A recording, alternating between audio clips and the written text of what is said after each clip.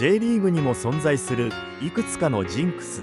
これからお話しするのはそのジンクスによると、すでに今季の J リーグの降格、そして昇格チームがある程度予想できてしまったという恐ろしい話である。今後の J リーグを見ていくにあたって、そのジンクスに該当したチームの戦いぶりについて注目していくのも面白いかもしれない。2025年の J1 リーグは開幕から6試合が経過した。アジアチャンピオンズリーグに出場しているクラブは日程の関係で5試合しか消化していないが、現時点での暫定順位は以下の通りだ。首位に立つのは4勝1分け1敗で勝ち点13を積み上げた鹿島アントラーズ。2位には開幕から相馬選手がキレッキレな町田ゼルビア。4勝2敗の勝ち点12で続いている。一方、リーグ3連覇を狙うヴィッセル神戸と名門横浜 F ・マリノスは3分け1敗の勝ち点6と出遅れ気味。さらに昨年のルヴァン杯王者名古屋グランパスは2分け4敗の勝ち点2と低迷し、今年は波乱のシーズンとなりそうだ。そんな中、注目したいのが J1 に昇格した3チームの戦いぶりだ。J リーグ創設時から参加するオリジナル10の清水エスパルスは2勝2分け2敗で勝ち点8を獲得し10位。2年ぶりの J1 復帰となる横浜 FC は2勝1分け3敗の勝ち点7で13位。J1 初昇格のファジアーノ岡山は2勝2分け2敗の勝ち点8で9位につけている。さて、ここまではどのチームも健闘していると言える戦いぶりなのだが、ここで紹介したいのが開幕5試合で勝ち点5の法則である。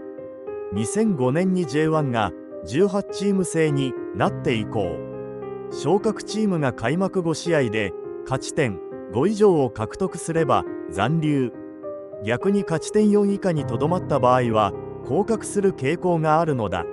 2020年は新型コロナウイルスの影響で降格がなかったが、柏レイソルと横浜 FC はいずれも残留圏でシーズンを終えている。実際にこの法則を覆したケースは極めて少ない。2020年を除く過去51チームのうち48チームが法則通りの結果となった。例外はわずか3チームだ。2017年の北海道コンサドーレ札幌は開幕5試合で勝ち点4と苦しいスタートだったが、終盤6試合で5勝を挙げ最終的に11位で残留を果たした。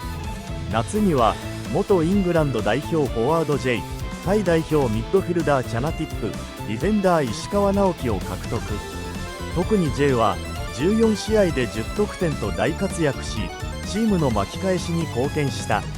2022年のジュビロ磐田は開幕5試合で勝ち点5を獲得したものの、夏場に4連敗を喫し伊藤明監督が解任。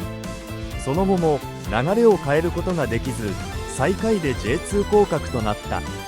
2024年の東京ヴェルディは第5節終了時点で勝ち点3と苦戦していたが、第4節から14節まで11試合連続で負けなし3勝8分けと粘り強く戦い、後半戦では4連勝を記録。最終的に6位でフィニッシュし、法則を覆した数少ない例となった。そしてこれが開幕5試合を終えての順位表である。現在のものではありません。今季の昇格チームである清水エスパルスは8、ファジアーノ岡山が7、横浜 FC が4。この法則に従えば今季は清水と岡山が残留し、横浜 FC は降格という結論になる。横浜 FC はこのジンクスという魔物に抗い、見事 J1 残留を果たすか否か注目である。もう一点ジンクスを紹介しておこう。それは浦和レッズ第3節の呪い。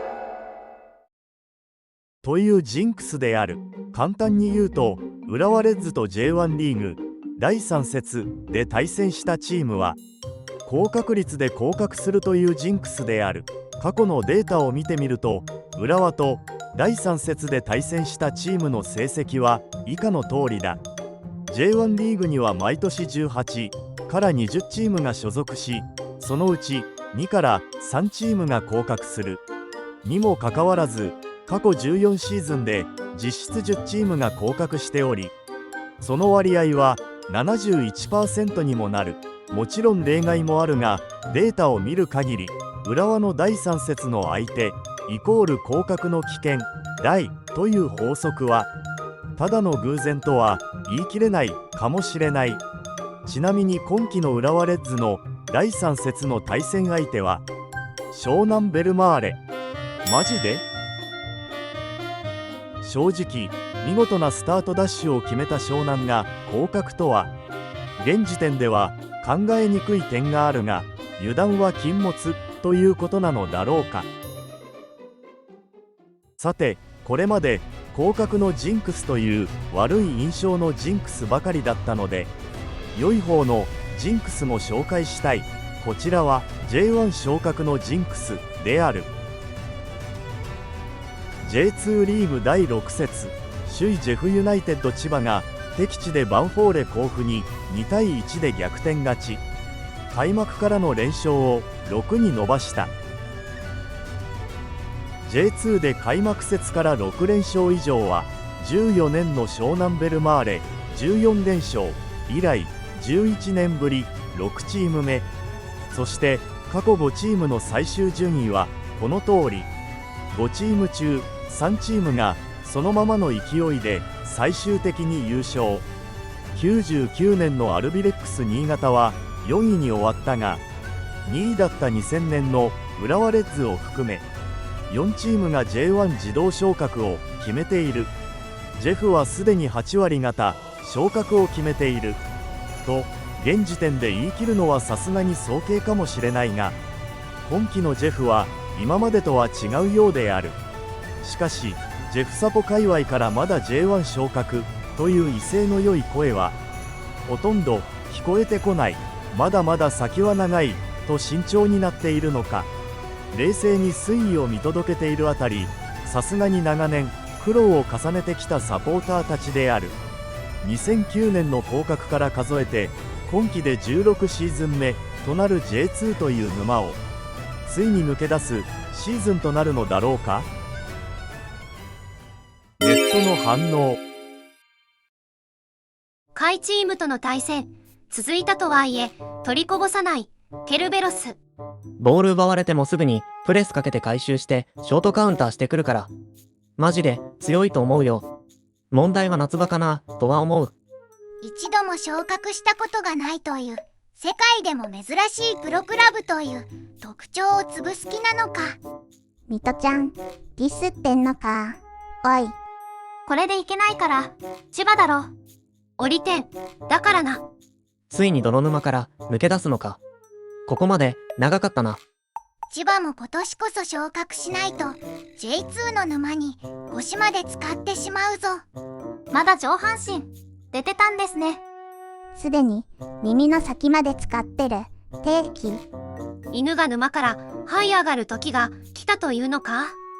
別にもう犬がいなくても J1 って問題ないもんな。